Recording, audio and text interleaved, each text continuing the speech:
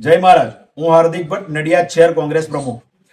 આજે અમે લોકોએ 28 ગયા મહિનાની 28/8 એક મહાનગરપાલિકાના ડેપ્યુટી કમિશનરને કરોડો રૂપિયાના પીએફ અને લઘુત્તમ વેતન, ગ્રેજ્યુટી, બોનસના કૌભાંડ બાબતે રજૂઆત કરતો એક પત્ર લખ્યો હતો. એની અગાઉ અમે લોકોએ લખ્યો હતો. લગભગ 3 મહિનાથી આ પ્રક્રિયા ચાલે છે અને આજે અમે તેઓને મળવા ગયા હતા લગભગ 12:15 આસપાસ. એની સાથે મારી નડિયાદ કોંગ્રેસની બધી ટીમ પણ હાજર હતી. અમે ગયા હતા કે અમે જે રજૂઆતો કરી છે તેના ઉપર શું તમે એક્શન લીધું, તેના શું પરિણામ આવે. અમે જ્યારે રજૂઆત કરતા હતા જે વખતે, ત્યારે તેઓની ઓફિસની અંદર ભાજપના પૂર્વ કોર્પોરેટરો અને કોન્ટ્રાક્ટરો દ્વારા અચાનક હુમલો કરી દેવામાં આવ્યો છે. ગમે તેવી ગાળો બોલવામાં આવી છે અને પંકજભાઈની વિરુદ્ધ બોલશો, પંકજભાઈની વિરુદ્ધ લખશો તો આ જ પરિસ્થિતિ થશે. તમારા પગ તોડી નાખીશું, તમારા માથા તોડી નાખીશું. એ લોકો તૈયારી સાથે જ આવ્યા હતા. બહાર અમારા કોંગ્રેસના કાર્યકર રાજુભાઈ, માલધારી સેલના પ્રમુખ છે, તે ઉભા હતા. તેમની પણ પરવા કર્યા વગર એ લોકોએ અમારું જે બહાર ટોળું ઉભું હતું તેની ઉપર પણ હિંસક હુમલો કરેલ છે. અને અત્યારે પોલીસ સ્ટેશનની અંદર જાતિવાચક તમે અમારા વિરુદ્ધ શબ્દ બોલ્યા છો એ રીતના એફઆઈઆર નોંધાવવા માટે એ લોકો ગયા છે. પરંતુ અમે દરેક વિડીયો અને અમારું જે ઓફિશિયલ પેજ ઉપર જે લાઈવ કરવામાં આવ્યું હતું કે એ લોકો જ્યારથી આવ્યા હતા, અમારી રજૂઆત થઈ છે, આ બધી જ વસ્તુ અમે લોકોએ ફેસબુકના માધ્યમથી એસપી સરને, ડીવાયએસપી સરને, પીઆઈ સાહેબને બધાને મોકલી છે. અને ન્યાયિક ફરિયાદ થાય એના માટે, અને એ લોકો જે ખોટી ફરિયાદ કરવા ગયા છે તેમની ફરિયાદ અમને સાંભળ્યા વગર ના લે તેના માટેની રજૂઆત અમે લોકોએ કરી છે.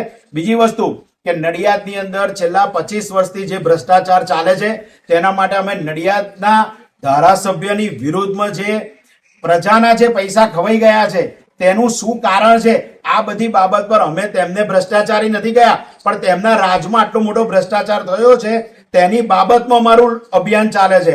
બીજું કે નડિયાદની જે પ્રજા છે એને આ ખાડા, ગટરો, ગંદકીના કચરાથી કેટલી બધી તકલીફો પડે છે તેની માટે અમારી રજૂઆત છે. આ ભાજપ કોંગ્રેસની વાત નથી. આ ખાડા એવું નથી જોતા કે આ ભાજપના સભ્ય છે કે આ ભાજપનું પરિવાર છે. આ ગંદકી ભાજપના ઘરની બહાર થઈ જાય તેવું નહીં. અમારી નડિયાદ ફર્સ્ટ, નડિયાદ આગળ વધે, નડિયાદ ચોખ્ખું રહે એના માટેનું જે અભિયાન હતું તેના માટે આજે ડરાવા, હુમલો કરવા માટે અમારી ઉપર આ લોકોએ મહાનગરપાલિકાની અંદર અને ડેપ્યુટી કમિશનરની સામે આ લોકોએ જે રીતના હુમલો કર્યો, જે રીતના ગાળાગાળી કરી છે તેનો અમે સખત વિરોધ કરીએ છીએ અને અમે લોકો પણ એની વિરુદ્ધ ફરિયાદ આપવા જવાના છે. બીજું કે આ નગરપાલિકા, મહાનગરપાલિકા અને ધારાસભ્યો સાંભળી લેજો કે અમે લોકોએ જે આ ભ્રષ્ટાચાર વિરુદ્ધ અભિયાન ઉપાડ્યું છે એ કરોડો રૂપિયાનું ભ્રષ્ટાચાર થયેલો છે તેનું પુરવાર થાય છે. આજે એ જ સંદર્ભે આ પ્રક્રિયા થઈ છે. અમે લોકો શાંતિથી રજૂઆત કરતા હતા.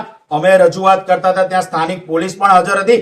છતાં 100 જણ જેટલું આટલું મોટું ટોળું હિંસક હુમલો કરે તે નડિયાદ માટે ખૂબ ખરાબ કહેવાય. પરંતુ જ્યારે પોલીસને ફોન કરવા, ઉપલા અધિકારીને, એસપી સરને ફોન કરવામાં આવ્યો ત્યારે તાત્કાલિક ધોરણે તેમણે બીજી પોલીસ અમને તરત મોકલી આપેલ હતી અને અમને લોકોને બધાને બહાર કાઢી અને અમને લોકો અત્યારે હાલ ફરિયાદ માટેની કાર્યવાહી આગળ કરી રહ્યા છે. My school is one such future-ready school where I understand each and every concept taught in the class and don't rote learn, where teachers don't just use books and blackboard to teach but use new ways of teaching and learning like audiovisual learning, activity-based learning and group activities which enhances my conceptual understanding. My school also teaches coding, which is an important 21st century skill. Not just that, I get an opportunity to showcase my skill on a national platform. And with all this, I acquire important skills that make me future ready and confident. Would you also like to know where is my future ready school? Visit now and see for yourself.